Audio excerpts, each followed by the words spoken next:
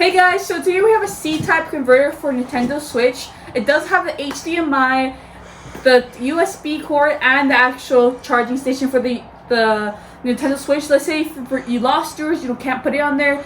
This is perfect for that.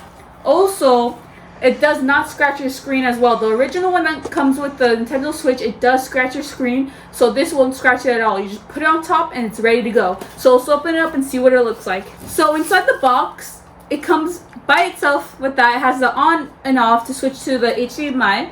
It has the 3 cords in the back. As you can see, we have a C-type HDMI and the USB itself. It's very simple to put on. All you have to do is use my Nintendo Switch and it's ready to go. Let's plug it in and see what it looks like. So here we have our old one. As you can see, it's all dusty. It's so hard to get this clean. And it's just dirty all around. So let's try the new one here we have. And it's very small too. This one's huge. We can't even put this anywhere because it's so big. This one is so small and convenient.